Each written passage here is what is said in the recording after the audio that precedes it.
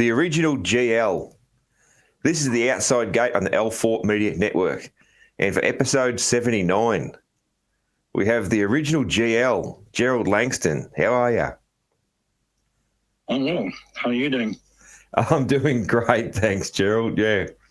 I say this often, but I'm always doing great when I get a chance to do a bit of bench racing. And I know that, or I'm sure that you're going to be a good guy to bench race with. I know Gerald said to me he was a little bit surprised to be asked about to come on a show. He said usually people are hitting him up to just try and get hold of Grant's details. But I genuinely wanted to talk to Gerald. I follow his Instagram and he's always doing a lot of pretty cool restorations. And that is something, vintage bikes and restorations is something that I'm pretty passionate about. And then I'm also sure that he himself has an interesting story of his life, coming from South Africa and his own motorcycling life before his son became a superstar. So yeah, tell us about this Elsinore project that you've got going, Gerald. I've seen some pictures of that. You've got a 73 Elsinore project on the way. Yeah. As you said, I'm big into vintaging, probably too big into it. I did a spreadsheet the other day and I have 62 bikes in one form or another. But I went through a stage where I was just buying up old bikes with a view to restoring them. And then reality hit home and I realized in my lifetime I wouldn't finish half of them. But the Elsinore story was a funny one because I really wanted the Harley Davidson 250 in my collection. Yep. And a friend of mine gave me a lead, and he said, "This is on some vintage forum. The guy's selling one." So Grant was with me at the time. I said, "Hey, listen, I need you for a favor now. I'm always doing stuff for you. I need you to phone this guy up and introduce yourself because he sounds like a motocross fanatic. Introduce yourself and say, you want to surprise your dad." So this guy was, "Oh, hell yeah, no, I'm not 2,000 off the price. I'll throw in a brand new tank." And so I got to know this guy, and he lived right by the Washougal motocross track. So one year we went up a little early and we went to his place. He's very recluse, and I bought the Elsinore and a YZ250 off him, had it shipped back, and that was many years ago. And I've only just got around to starting the restoration on it, on the Honda, that is. But then at the beginning of last year, we went to see another guy who's now a good friend of mine. He's got a subterranean museum in a elite area down near San Diego, and I told him that I was going to be doing an Elsinore 250 project, and he said, "Look at this," and he pulled out this Honda box, and he opened it up, and there was this tank in it, and my jaw just dropped. "Would you sell it?" He said, "What will you offer me?" I said, I don't even know how to put a price on that." So then he just handed it to me. He said, "There you go, it's yours." So that sort of put me in a position where I had to start working on that bike because I had the tank. Yeah. So I revealed the tank the other day on Instagram. Yeah.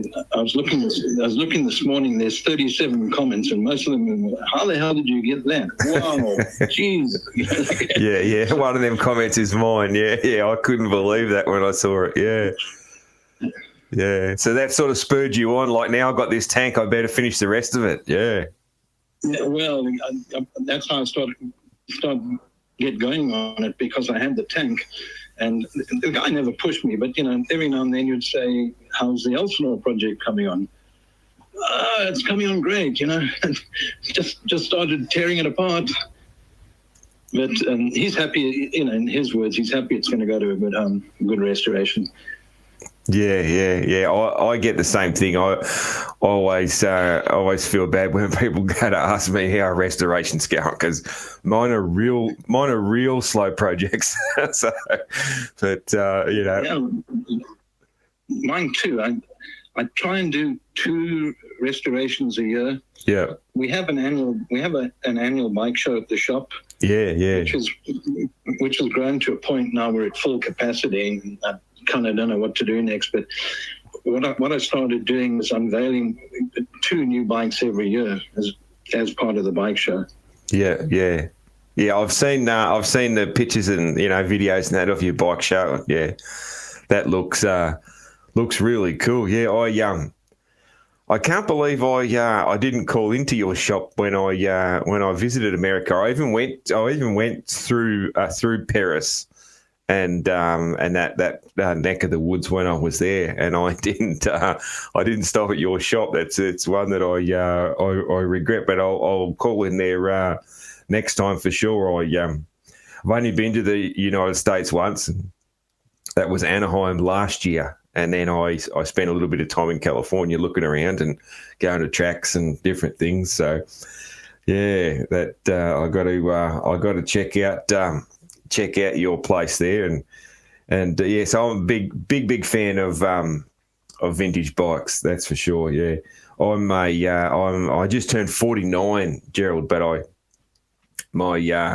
taste and my knowledge is older than that. I don't know why, but when I was sort of I got into dirt bikes in the 1980s, but straight away I had a fascination and a passion for the bikes from the 70s, and I think probably just stems from watching on any Sunday. I think that I love that that look, that sort of real old school look, and I think those bikes are just beautiful. So. Yeah,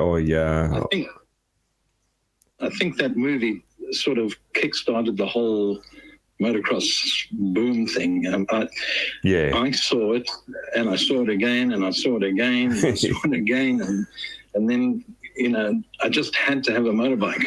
Yeah. That movie. Yeah. Its influence is just unbelievable, really. Yeah. So many people that I talk to, and I feel a bit sad when I talk to younger people who don't really know about it, and I was like, damn, I made my daughter watch it, when she started riding dirt bikes. It's like, you have to watch this, like this is something you need to know. It was part of her, if you're going to ride dirt bikes, you got to know this movie. So yeah, that's it. And it's funny. A lot of people have tried to do a similar thing, but maybe with a modern twist to it. Yeah. None of them have been successful. Yeah. No, it's just the timing was just perfect. Like I remember talking to Mike Webb about it, and him and his brothers, he said it was just everything was like a perfect storm when that movie came out. That there was so many places to ride. Like especially around California, every kid had just space to just go and ride, and so it wasn't a problem to find somewhere to ride. And then the movie came out, and all of a sudden, everybody's, and then there was all these cheap little, like bikes, like the little, what were they, like Tacos and all that. Like you could get a bike cheap, even though it wasn't much of a bike, and you had a place to ride. And the movie and all that, it was just created this explosion. So yeah, it's amazing. Yeah, absolutely amazing. It's one of the things where it's, geez, I wish I was there, So yeah, that's it. That's it. Do you have a favourite bike in your collection that you've restored? Oh, not even that you've restored. You might have even just bought it like that. Do you have a favourite bike? My favourite bike is I built a an HL 500, which is actually a 540. Yep. But I built it with the view to grand racing it. And I actually got the kit from Australia, from Jeff Morris. And I went through a sort of stage where I was so into HL 500, so I got 2 complete, 1 half complete, and 1 frame that's, waiting to be built. But I built the bike as a race bike, pretty much as it would have been back in the day. And slowly but surely, modified it and got it working better. And it gives me a thrill when we go to vintage races and there's guys on KX 500s and CR 500s, and the HL just drags it along the start straight. It gives me a big thrill. Yeah. The bike, and I haven't restored it, but the bike that gets the most attention when I take it to things like, you probably saw the Legends and Heroes thing at Anaheim when you went there. Yeah.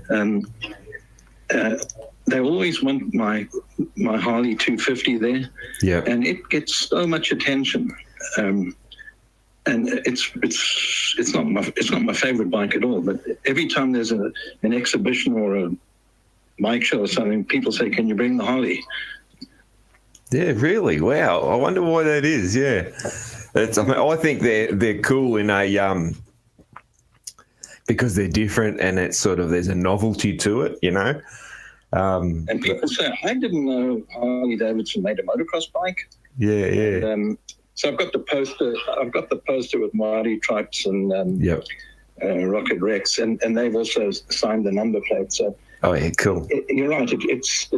There's a lot of curiosity about it. Yeah. Yeah, I know. I think there's one of those at Malcolm's shop too. I think in Malcolm's collection.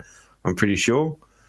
When there is. Yeah, there is. I can remember because it's one of the photos I've got. Yeah, from when I spent a lot of time upstairs at Malcolm's when I went over. So, yeah, absolutely. The Tom White's museum's also got one. Oh yeah. I think they made about 200. Yep. Or was it 1,000? I think it was 1,000. Yeah. So they've been fetching big money at the Meekum auction. I think Harley Davidson dealers, want to have them as a display in their dealerships. So. Of course, yeah. That would be really cool for them. Yeah. I did. I saw you at the when I was at the Legends and Heroes, and I spotted you, and I thought, I'd love to say g'day, but you were you and about another 3 guys, you're all like holding fort and having a real good bench race about something, and I didn't want to go up and interrupt, so and I thought, I might try and catch him later, but I didn't. But I did see you there. You guys were bench racing real hard about something, so yeah. But I love seeing it. Like, I spent a fair bit of time just walking around there and all that sort of thing. It is fantastic stuff. Yeah, absolutely fantastic. I love the vintage scene anywhere, but that vintage scene in the vintage scene in California, and then also in England, by the looks of it, is the sort of the 2 spots where there's just so many bikes. It's absolutely fantastic. I'm real keen to get over to one of the late burner, which I hate saying, but he's one of his events. So yeah. Looks like someone's picked up the ball and running with still doing his events. So his wife and daughters are going to keep it going. Yeah, and they've got help from some of his friends. Yeah, but they're going to keep it going. Yeah. I'm so glad about that. Yeah, because that's one that I had Burner on the show a fair while ago now, and talked to him about that and that sort of thing. Yeah, that was awful. We lost a few good ones last year, Gerald. It was a rough year for the industry.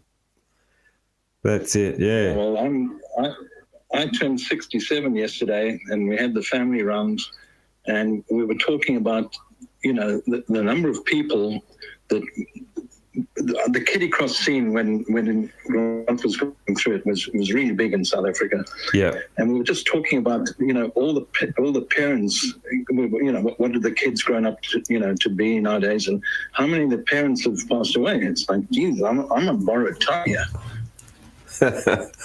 Yeah. It's a bugger of a thing when you get to that. You do get to a stage of life where you start losing more than you're gaining. It's a bit of a reality check. I've sort of noticed that, especially in the last sort of 5 years, where we're losing. There's more dropping off than more dispatches than hatches, as we say. So it's a bit of a rough thing. Yeah, that's it. We might just head back and talk a little bit about. I always love to hear about how people got into motorcycles right from the start. So, and the way I always phrase it is, when did the bug bite? So when you were a kid in South Africa, when did that motorcycle bug bite you? Probably when I was about 14 or something like that. At that stage, we also had a lot of vacant land, behind us. And I talked my dad into getting me a cheap, I think it was a Honda S10. And the guy had sort of chopped it up to make it a motocross bike, and chopping it up meant remove all the steel fenders and remove everything that you could. Yeah. It was still that same suspension. And we used to go riding in the hills and that kind of stuff. But I can there were two things that really got sort of the bug got to me. One was on Any Sunday. Yeah. I remember seeing that at high school. They showed it at high school. They used to have Wednesday night movies. It was a kind of a social thing, and they would get a handful of people every Wednesday, and then the word went out, they're going to be showing on Any Sunday, and I'm like, well, what the hell is that? Yeah. Geez, you got to come and see it. So I went to see it, and then they said, because people were standing outside the hall, and they said, okay, we're going to do it again next Wednesday. And people were standing outside the hall, and I think they ran it for a couple of weeks before everyone got a chance to see it. So I was still at high school. My dad wouldn't have anything to do with buying me a motocross bike. And then one day we were going on he used to love going to destination places out in the country and have lunch on a Sunday. And we were driving through the middle of nowhere, and it said motocross next left. So I convinced my dad to pull over. He said, well, we can't be too long because we've got this reservation at 1 o'clock or something. So we pulled up by the fence on the outside, and there was a guy called Horace Bergstrom, and he was like South Africa's version of Gerald Robert. Yeah. And he was on an Elsinore 250, and man, he just left everyone standing. And that was the day I just knew I had to go motocross racing. So when I finished high school, I just got a job because my dad said I had to get a job while I decided what I wanted to do with my life. Yeah. And he stood guarantor. Here they call it co-signer. Yeah. On a used Elsinore 125, but it was pretty beat up. But the price was right. So I spent the first year just, I used to get paid every Friday. Every Friday I would go out and buy parts for the bike, work on the bike, go racing, break the bike, fix the bike, break myself. It was a steady stream of that. And all my bikes were used until 1980, when I had my own business. I was fitting car sunroofs, and I was doing pretty well. So Honda came up with that CR 450R. Yeah. And I thought, well, the Honda 500s are cleaning up in the World Championship. It's got to be the best bike out there. So I bought the first one and it was Honda's biggest failure. That's right. Yeah. And I've got one of all my bikes in not the bike, but I've got a replica of one of all my bikes. And I always remember that bike because that's the bike that effed up my knee to this day. My knee keeps popping out, and you know what? But it was all from that bike. Yeah. It's a funny thing that I always remember. I think they're a great looking bike. Like apart from the front plate, I just still don't like the front plate. But apart from that, I think they're a great looking bike. And I've got a friend of mine's got one in his collection. But yeah, I always remember reading the worst bike ever stories that the Dirt Bike magazine would roll out, every few years, and it was always on the list. The TM400 always wins, always won those as the worst, but the CR450 was close. Put you off in a straight line. Yeah. It was just bad handling and peaky power and all that sort of stuff. Yeah. But you talk about that front number plates. Yeah. They're like hen's teeth. People are looking for them. Yeah. People are selling them and all warped. And they took them off like we all did, threw them in a bin somewhere, covered in other stuff, and over the years they warped. Yeah. And they're in bad condition, and they're getting like $500-$600 for them. Really? Yeah. All threw them away. Because I know that my mate got one for his. I was there, and he walked into his shed and he said, "Look at this," and he put it on his, because when he bought it, it just had just like a vented plate on it, which actually looks like better, but yeah. He got the what they call them? Like they had a nickname for him. Ski jump. Ski jump, yeah. And he mounted that on. But yeah, I got a mate of mine. He's one of the oldest, maybe the oldest Honda dealer in Australia, and he's got a massive collection. Almost all Hondas. There's a couple other brands snuck in there here and there, but yeah, there's not many. I reckon there's not many CRs he doesn't have. I reckon so. Yeah, he was real pleased when he found that. That was one of the really rare ones to find for, especially considering, there was a lot less sold in Australia of all motocross bikes back in those days. Yeah, that's it. And so then, what? Tell us about your racing, Gerald. Like, how far did your racing go in South Africa?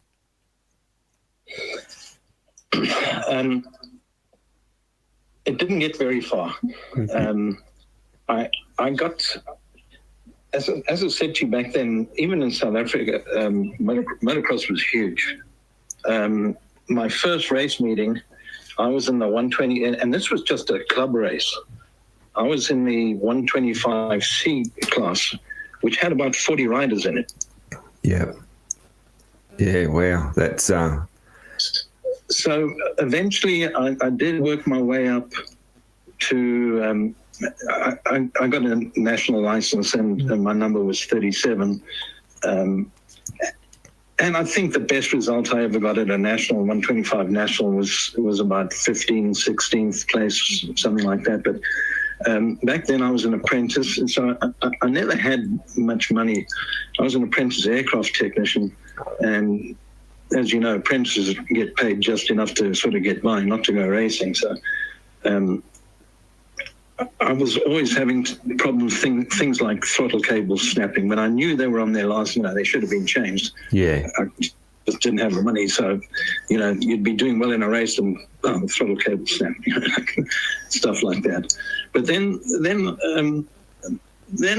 I, a few years later, I changed to shifter card racing. A friend of mine said, "Come and try this." And he was an ex-motocrosser. He said, "You're going to love this."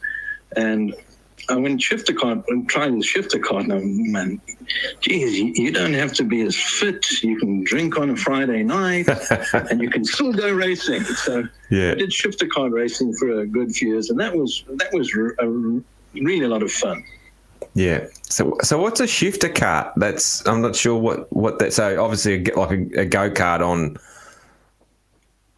It's Well, the introduction classes, those 100cc carts, and they don't have any gears at all. Oh, okay, so yeah. The shifter carts are just really motorcycle engines in a go-kart, but okay. you can change gears. Yeah, okay, yeah. I see what you mean. Yeah, okay, yeah. And what engines were you running in the shifter carts? Like, what size? In South Africa, we had there was the 100cc class, obviously, and that was the biggest. All the kids with, their dads thinking their kids was going to be the next Ayrton Senna. They used to pull up in rigs, big rigs and multiple cars. That was a huge class. Then there was the 125cc shifter class and the 250cc shifter class. And the 250s were actually so quick.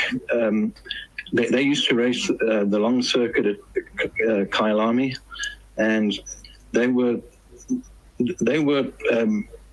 faster than the touring cars. Kyalami. Yeah, I've seen that. I'm trying to think how I saw it.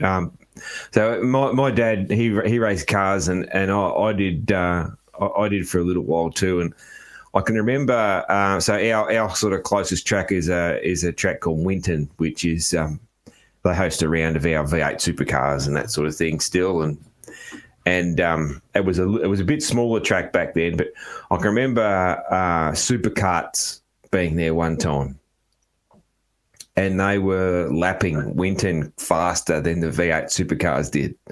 And it was incredible to see, incredible.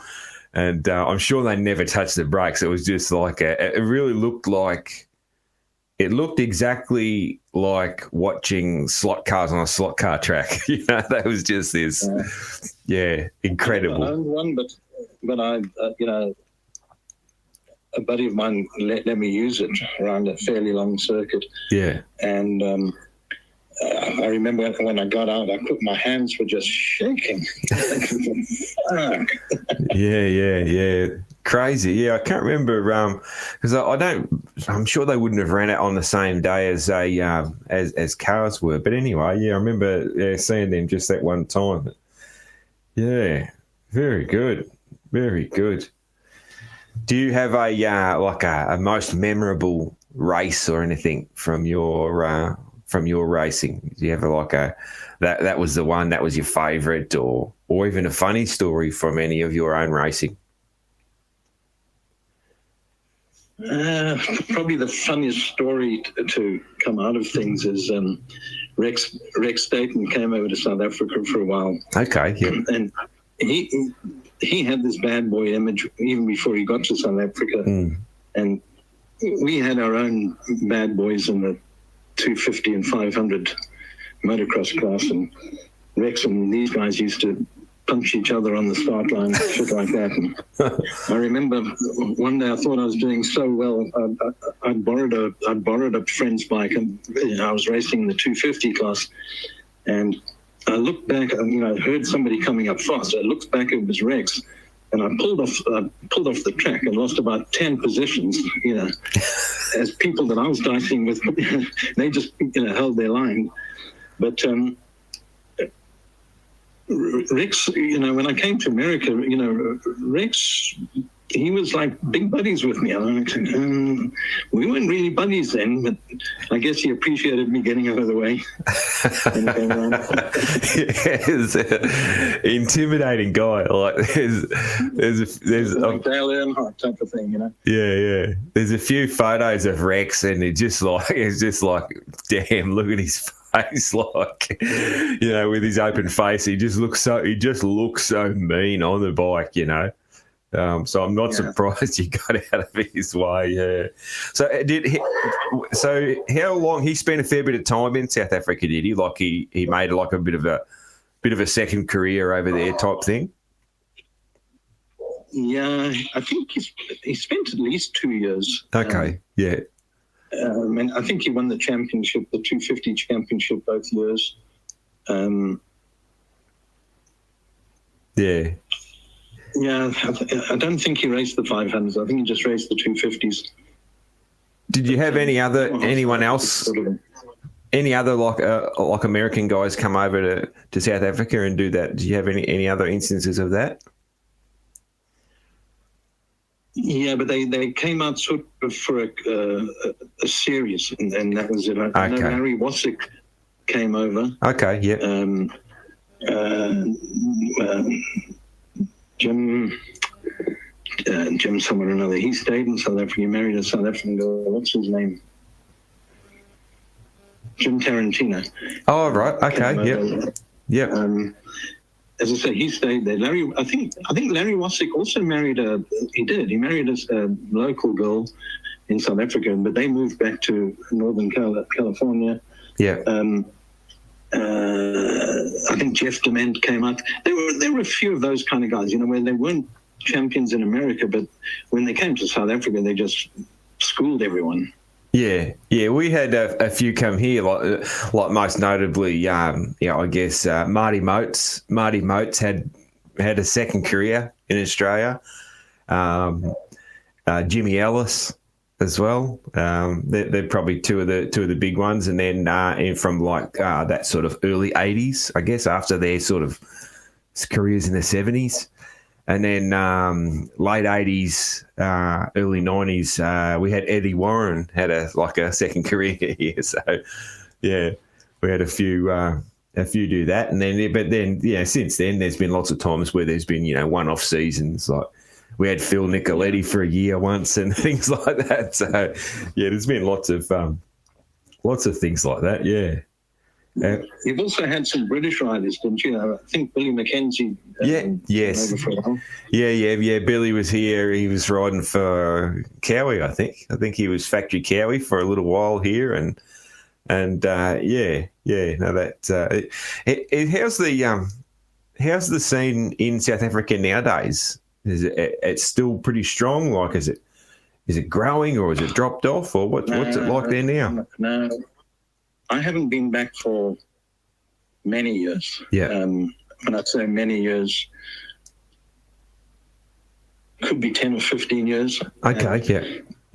We went to a national. I think it was in Bloemfontein. I don't know why the hell we went there, but we went there, and I think they had 7 125s on the line. So maybe it was 7 250s and 11 125s on the line. That was it. Geez, okay, so it has dropped off then. Yeah. That's a shame. Do you know, like, why is that? Do you think, like, is that like a honestly don't know how South Africa's going as a country, to be honest. So is it like economy or? Well, we all thought the transition was going to be good when the first Prime Minister was Nelson Mandela. Yeah. Because he genuinely cared about the country and wanted to make it a better place. Yeah. And he didn't harbor any grudges or anything. So we were, this is all going to work out great. Yeah. And then when when he retired and the ANC, took over, the corruption was just so bad and out of control, and crime was so bad and out of control, and the cops, they were all black police force. They pretty much laid off all the white guys with the experience, and these guys. Grant was telling me when he went back a while ago, he stopped at a four-way stop. He saw the cop, looking at him, so he counted to 3 and then went, and he got pulled over. And the black cop said to him, "Hey, you ran a four-way stop there." He said, "No, I didn't. I stopped and I counted to 3, and then went because I saw you there." He said, "Well, I'm going to have to fine you 100 rand."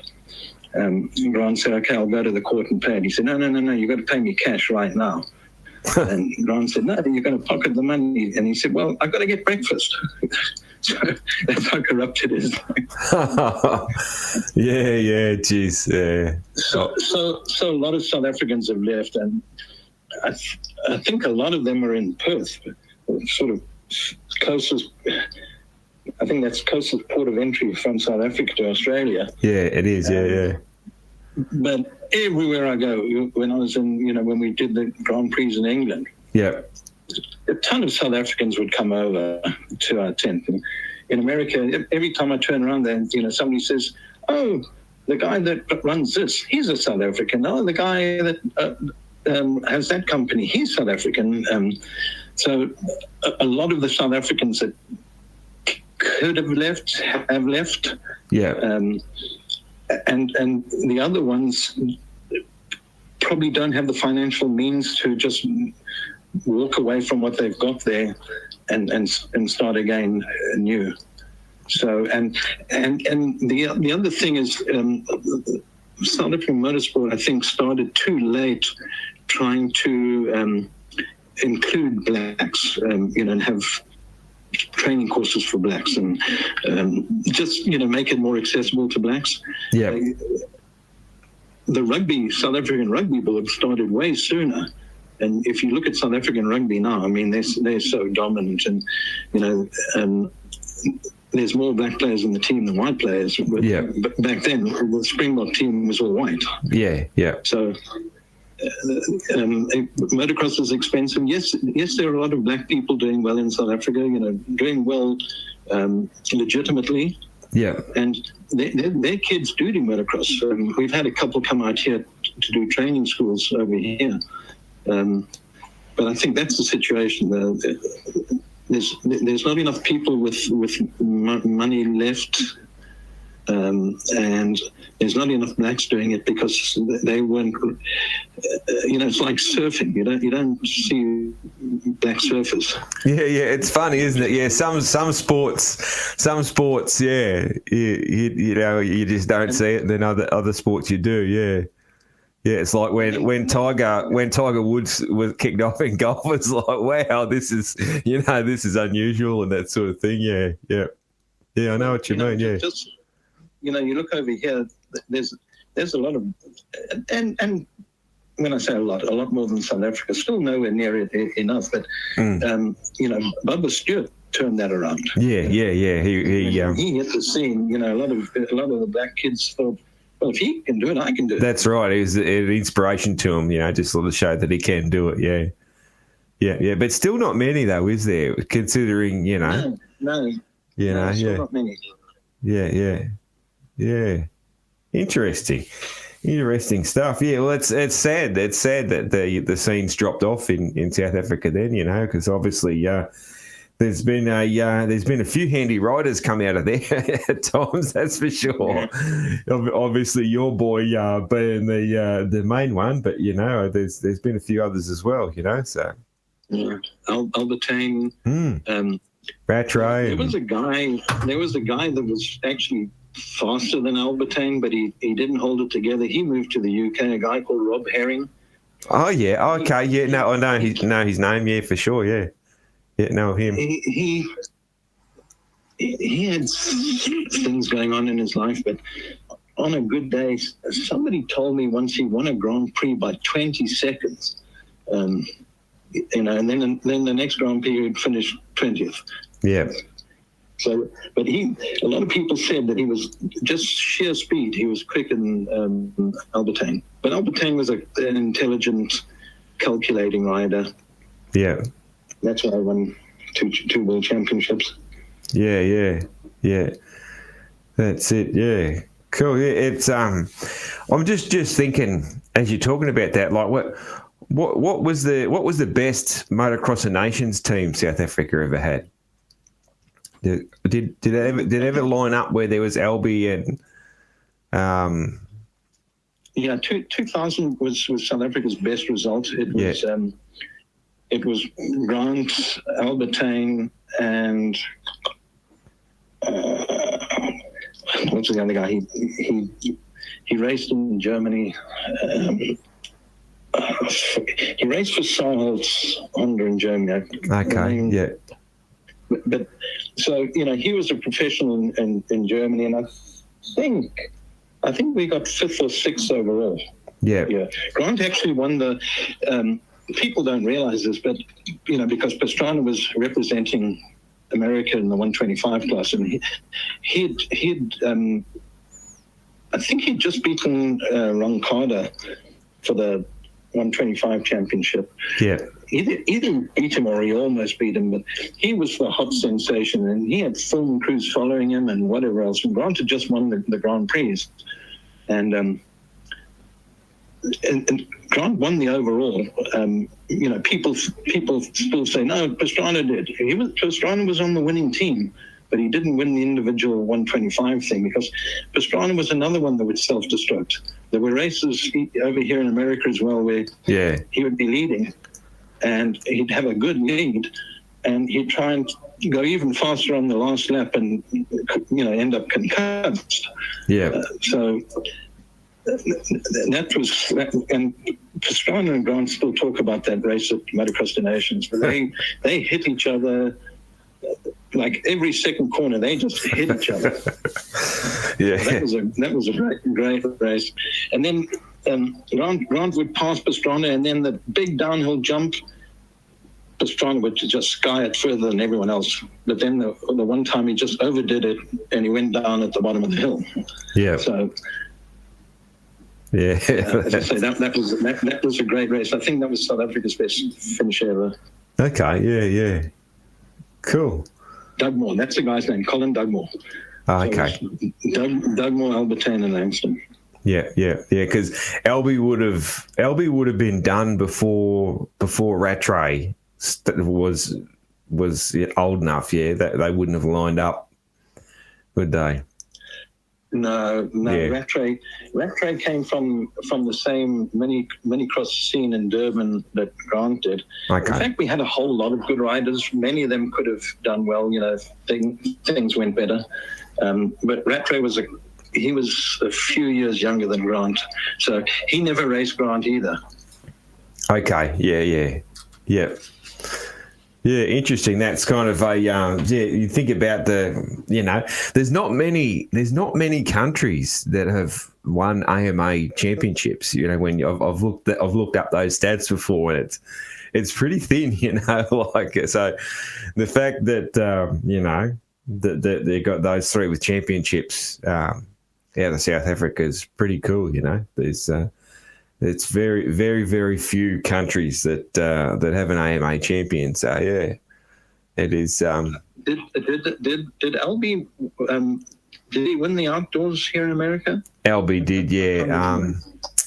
So Grant and Albie, I think, are the only riders that have ever won a world championship and a AMA national championship. Okay. Yep. Actually, maybe Jean-Michel Bale. Oh, yeah, Bale. Yeah, that'd be right. Yeah, he would be one. Yeah, for sure. Yeah.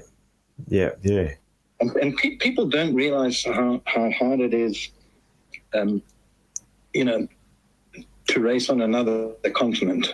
The food's different, the culture's different, the language is different, and everything's different. We had to do it twice. We came to the World Minis one year, and Grant did really well.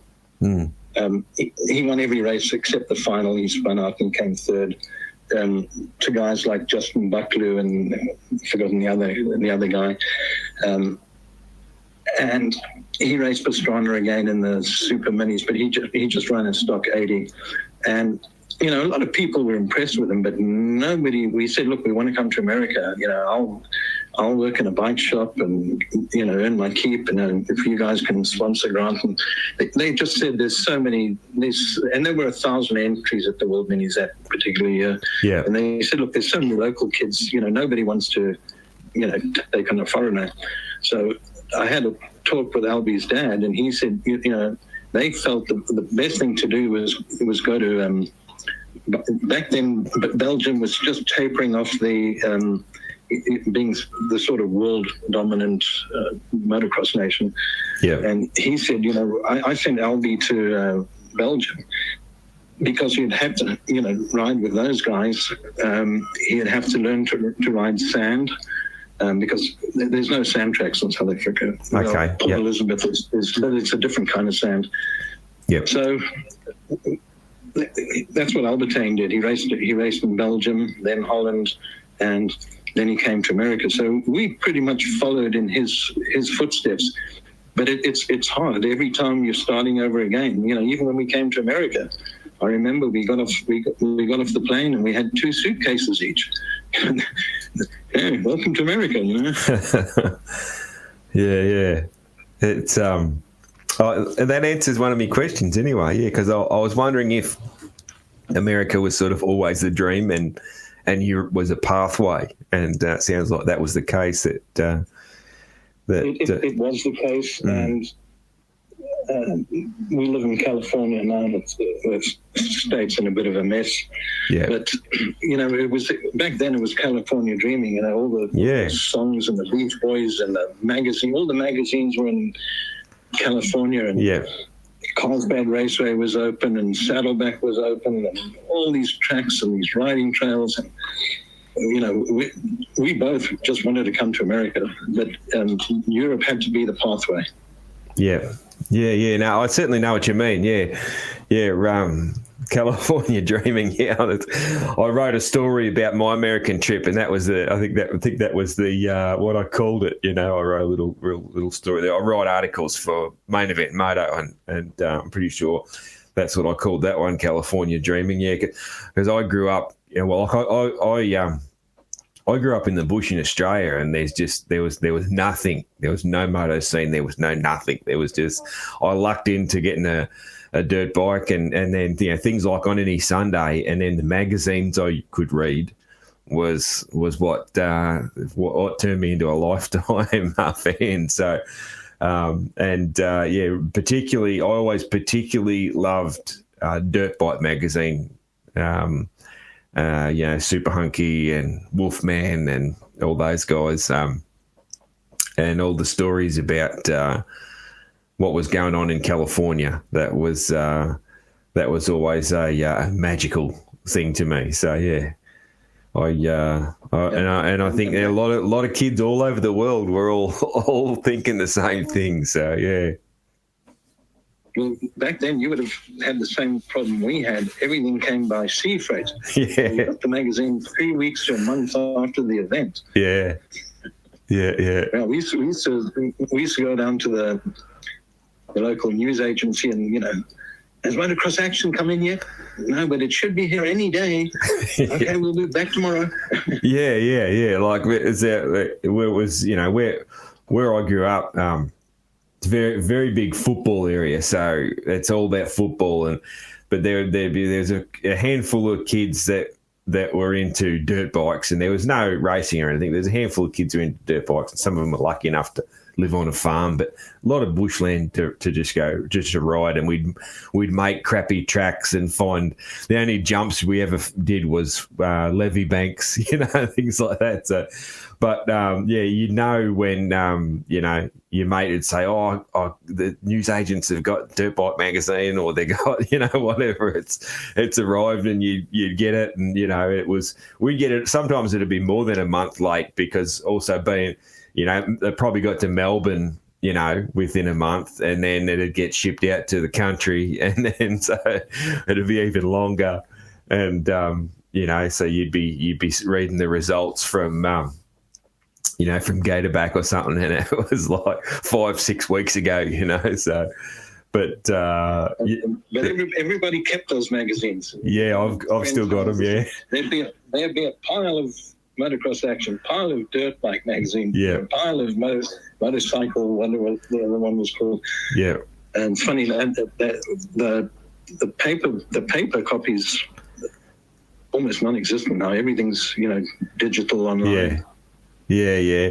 Which it's kind of sad, really. It's sad, but I understand, that's the way the world is. But yeah, it is. There's something about the magazines. I love it. Like I don't have there's people with much better collections than mine, but mine's still pretty good. I enjoy it anyway. So when I don't get a chance often to go back through any of them, but yeah, when I do, I just love it. It takes me into a time warp when I open up one of those old magazines. So, yeah, it's absolutely fantastic.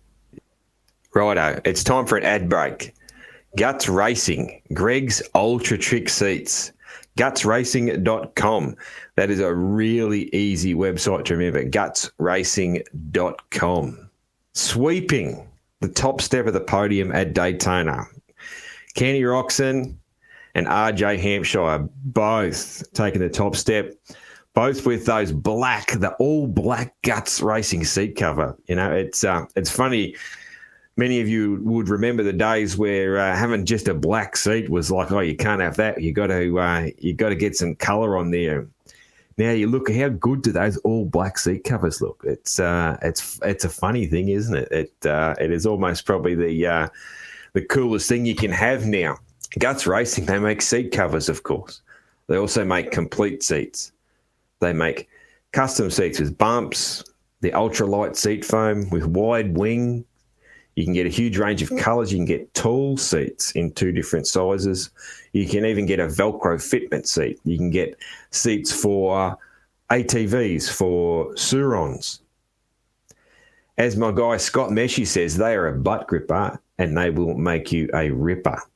Get around it, just like Ken Roxon and RJ Hampshire.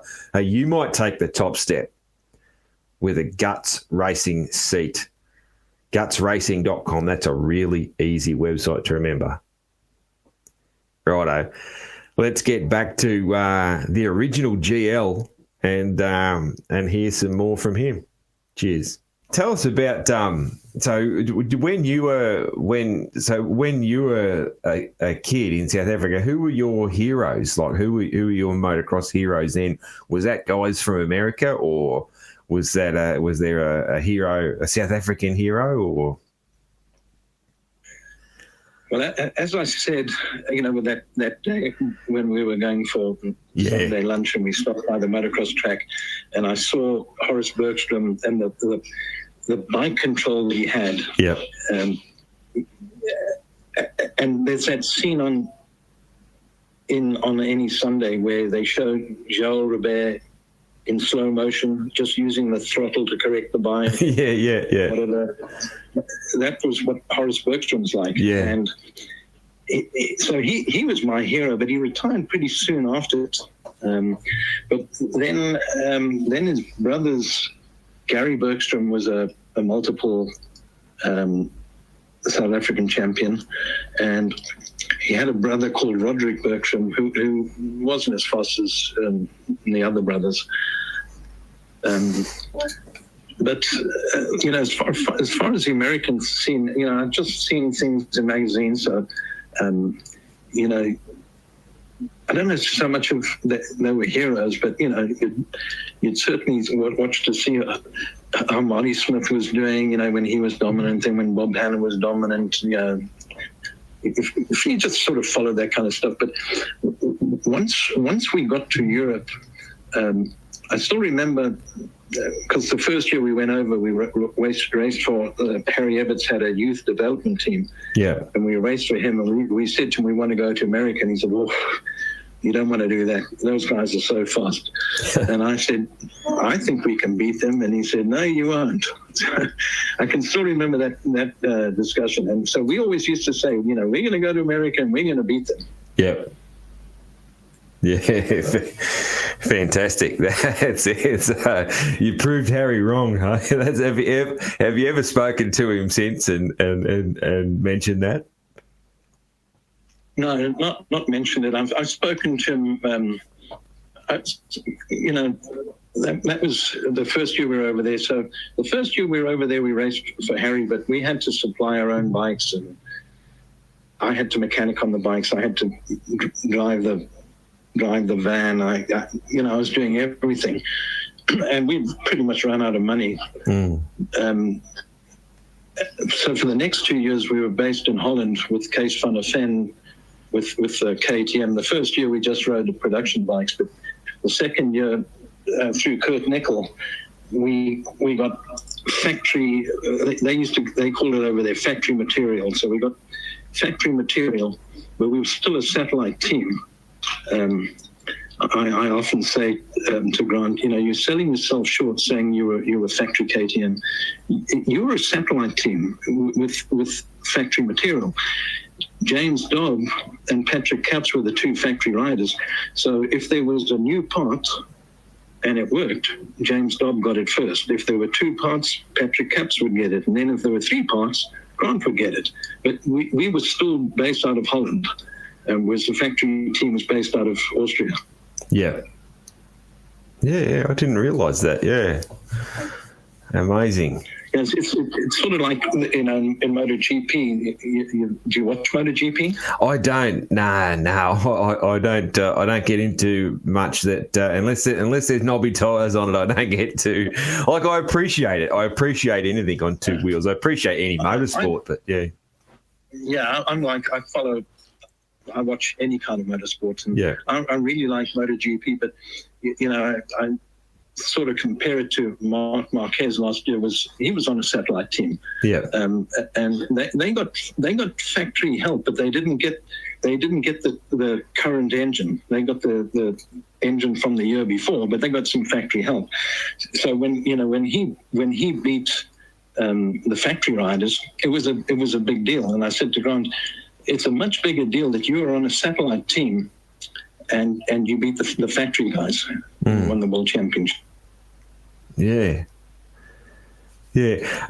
Thinking as you're talking, real leap of faith to leave South Africa with your boy, with your hopes on making good, and then eventually you're in America and successful, and then you've got your shop and all that sort of thing. Like, what a life success story for you and obviously for Grant, but for you as well. Do you ever think back at when you decided, we're going to leave South Africa and give this a go? I do, and I realise how foolish I was, because anything could have gone wrong. Yeah, and I've been sunk because, as I said, I've run out of money. So often people say to me, South Africans will come and they say, we're going to sell up everything and come to America to race, and don't do it.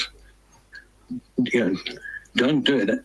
And unless you're, and some of these people, it's like, well, how's your boy doing in the Nationals? As I said, there's not many people doing the Nationals, and he's coming fifth or something. Is he winning races? Well, no, but if he comes to America, he'll learn. And if you can't win, Grant was winning every single race in South Africa.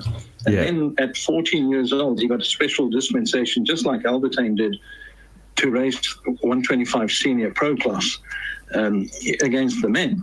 Yeah. And after a couple of races, he started winning that too. So I thought, I've got to give him a chance, to go to Europe. By that stage, he was saying, I want to be a world champion. So, I was like, if you can win anywhere, anytime against anyone, we'll give it a shot. But as I say, looking back now, it was a reckless thing to do, and I advise people not to do it. I don't say, do it. You can do it. I do that. Don't do it. Yeah. Oh well, as a fan, I'm glad you did it. That's for sure. Yeah, I'm glad you did it. That's for sure. Yeah. Towards the end of the show, Gerald, I'd like to just ask a few other questions. What other skills do you have, or other skills and interests and that sort of thing? Is there? Do you play a musical instrument or get into another sport, or is there anything else that we don't know about you? No, when I was younger, I played everything.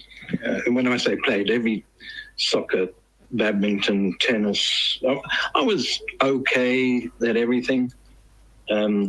And then after I done my military service, I thought, well, I'm going to go and play club rugby. And I remember it lasted 1 week. I'm not small. I'm 5'11", and I'm like 110 kilograms or something, 220 something pounds. Yeah.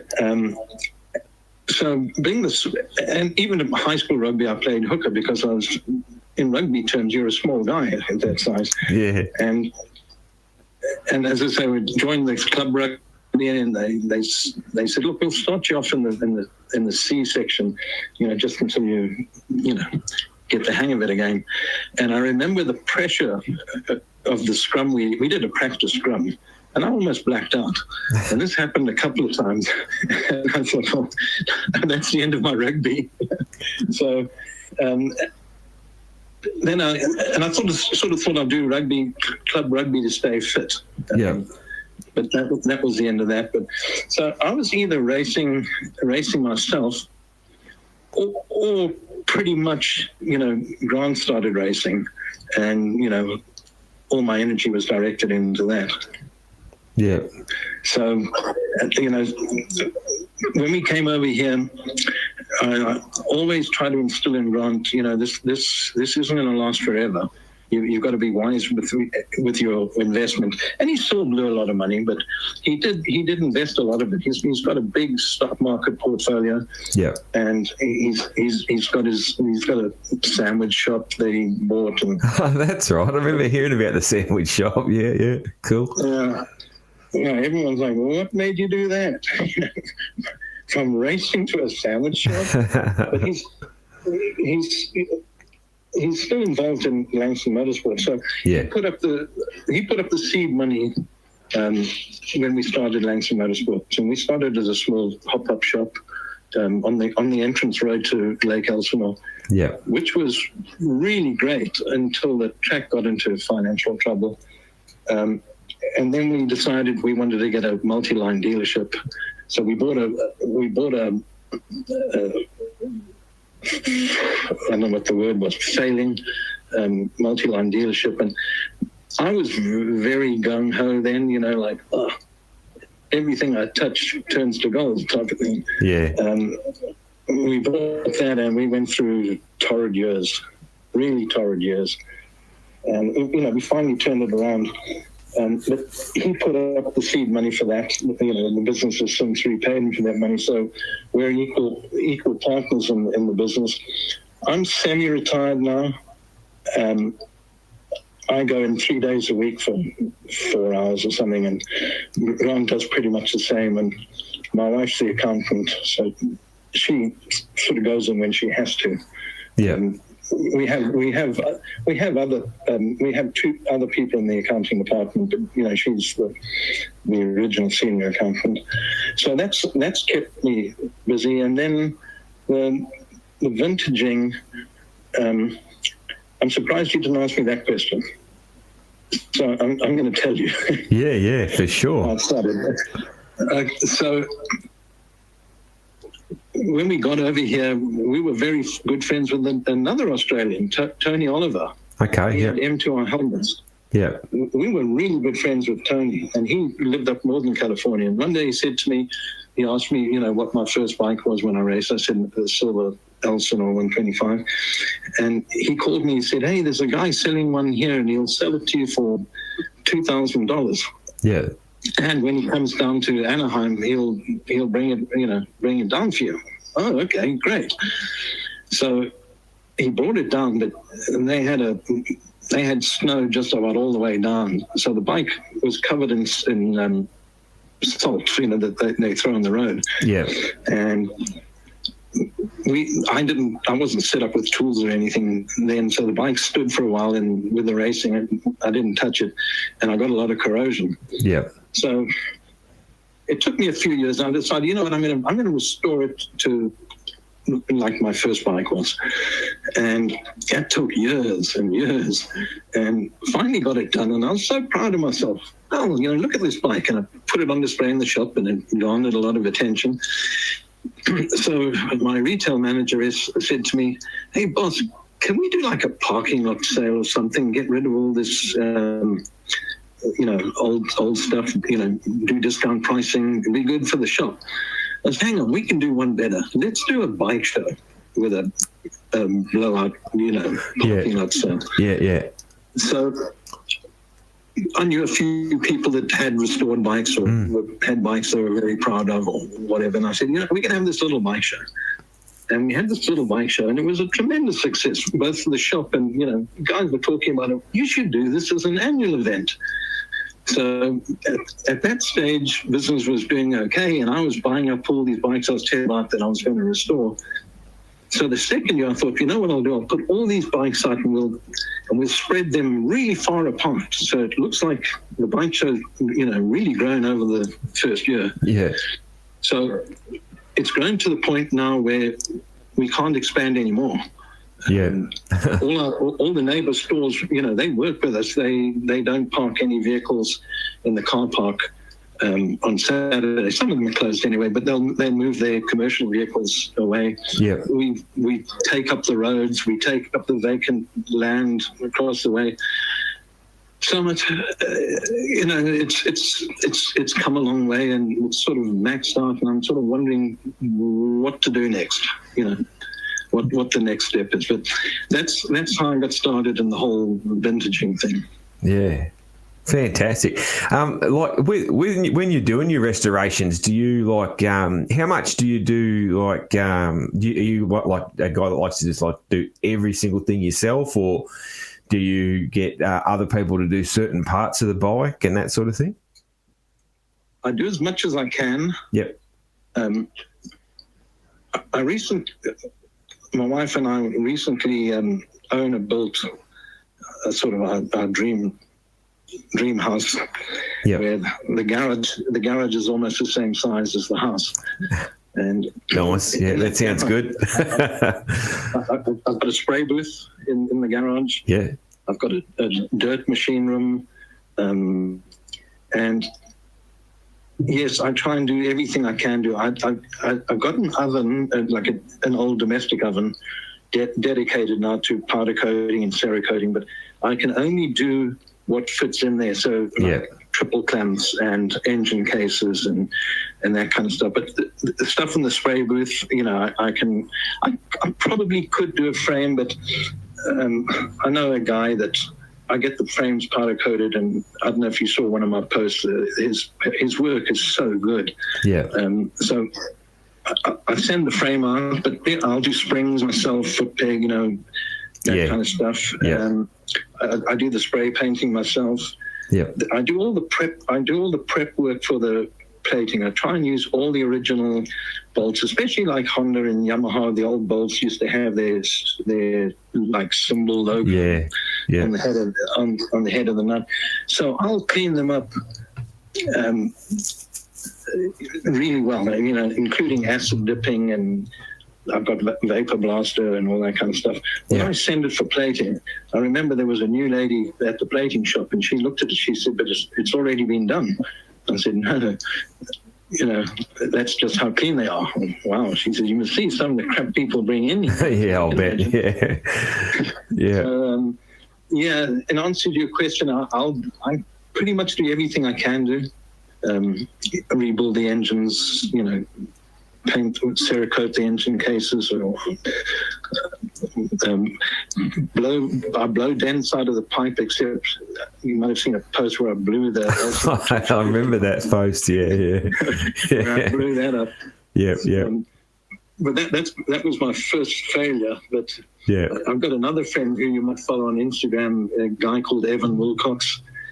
He does fantastic metalwork.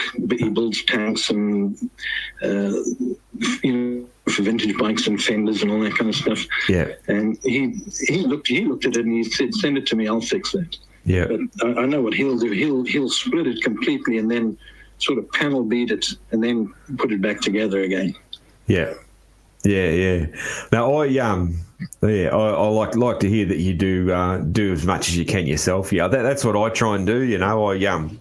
I've gotten pretty good at spray painting and that sort of thing. And I used to be a mechanic, so all that sort of things. I do like everything.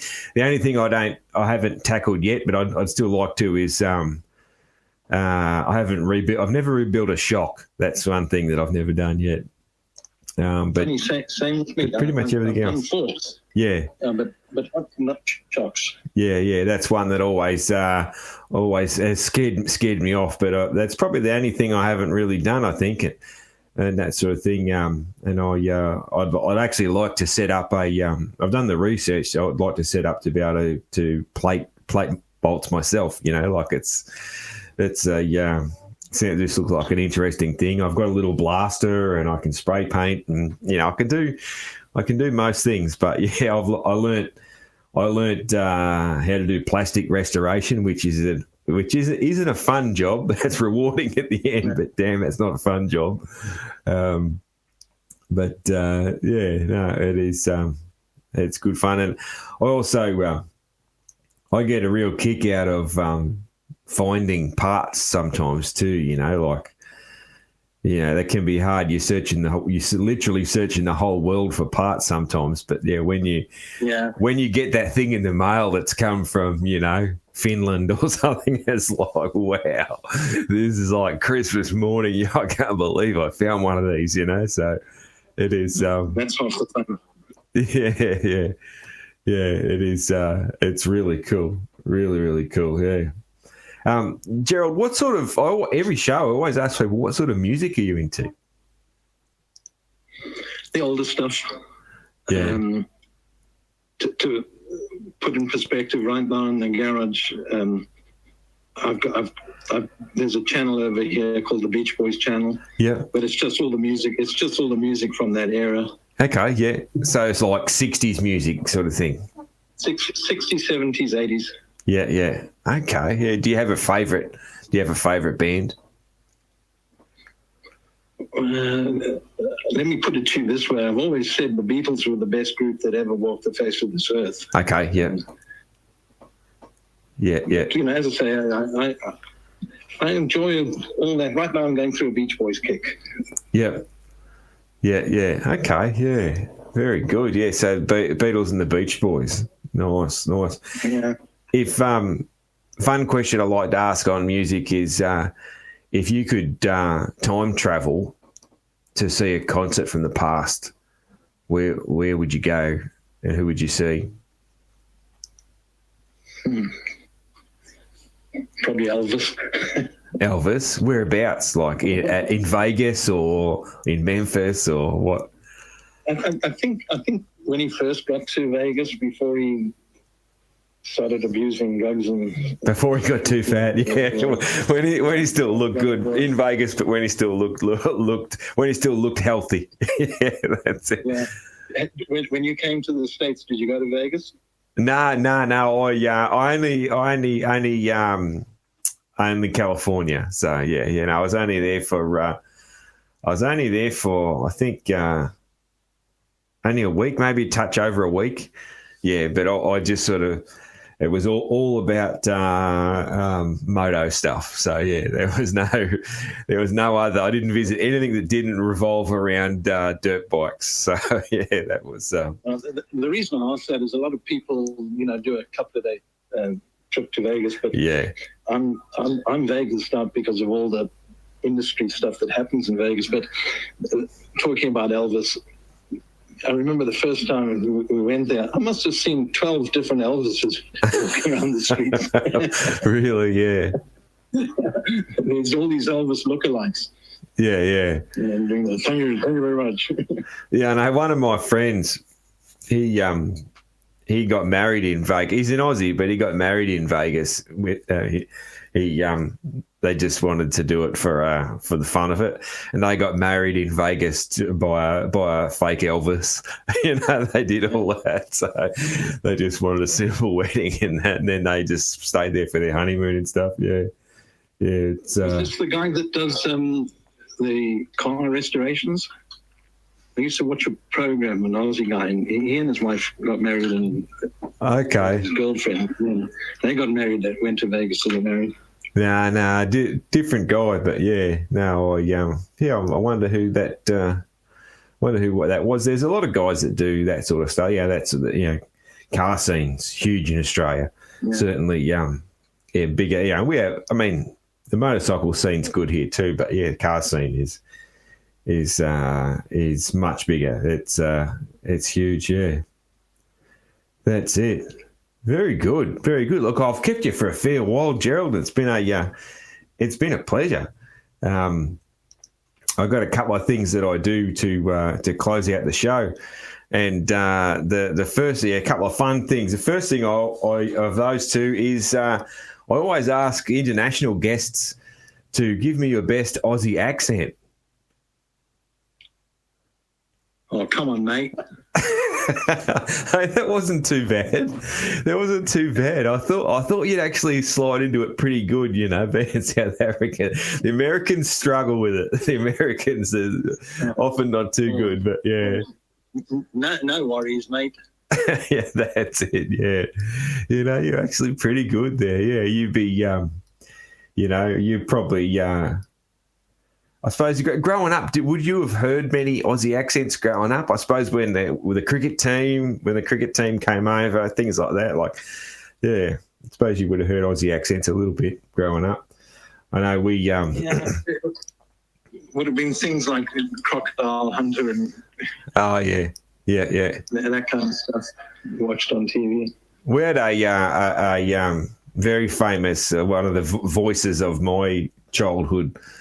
Was we had a South African ex-South African cricketer who ended up being a long time popular cricket commentator in Australia. So his voice was on all summer. His voice was on the TV, and so I grew up hearing the South African accent a lot. Tony Gregg. Yeah, he was. Yeah, rings a bell. Yeah. He actually played for England, I think, because of when the South African team was banned or whatever. And, he went and played for England, but he was a South African guy and then he ended up living in Australia. And he was kind of one of the voices of cricket, and cricket is, when I was a kid, we had 2 TV channels. And so summer there was a lot of cricket on one of them, so you couldn't avoid. I'm never a huge fan. You're never a huge cricket guy, but it's unavoidable in Australia. It's the national sport, I guess. Yeah, no, very good. Yeah, and then the last thing I do, Gerald, is I sing a little bit of Kenny Rogers for my outro music, and. It's a bit of a weird thing, bit of a fun thing, and I always say to people, if you know the words to Kenny Rogers' The Gambler, then you're more than welcome to join in, and I'll give that a bit of a shot for the outro of the show. Well, I'll just listen to you because A, I'm not a singer, and 2, I don't know the words. That's all right. Most people don't join in, so yeah, that's it. Every now and again someone does. It always gives me a laugh, though. Yeah, it's one of those things. So I handed him my bottle, and he drank down my last swallow. Then he bummed a cigarette and asked me for a light, and the night got deathly quiet, and his face lost all expression. Said, if you're going to play the game, boy, you got to learn to play it right. You got to know when to hold 'em, know when to fold 'em, know when to walk away, know when to run. You never count your money. When you're sitting at the table, there'll be time enough for counting when the dealing's done. The original GL, thank you very much for your time this morning. It's been a pleasure bench racing with you. Pleasure. Don't give up your podcasting for singing. That's all right. That's a classic Aussie one as well. They usually say, "Don't give up your day job." is what Aussies usually say. Yeah, that's it. Thank you, man. It's been a pleasure. You enjoy the rest of your day, and thank you very much for your time. All right. Thanks you. Bye. All right. Cheers. Bye. Cheers.